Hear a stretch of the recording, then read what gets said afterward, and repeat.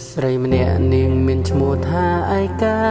ស្រកទាំងនេត្រាដោយសារប្រលងងម្នាក់ឆាកជីវិតឆ្លងកាត់ក្តៅត្រជាក់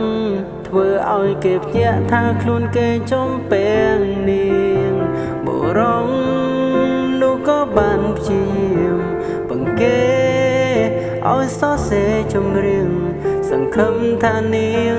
បានស្ដាប់បទនេះហើយយល់ខ្លឹមសារសង្សារចាអើយអូនសងសប្បាយដែរទេ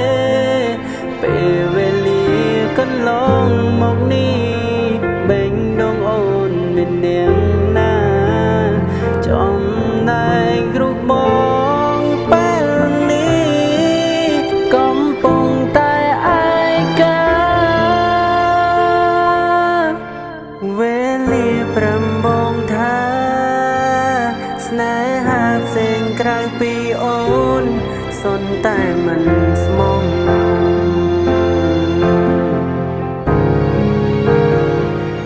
បាយគ្នាយូរហើយមិនបែរដងបងនៅណាអូន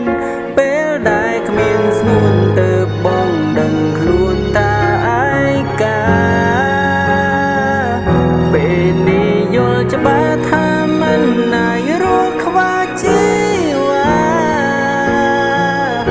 វិលវិញមកណាបងសន្យាមើលថែស្រី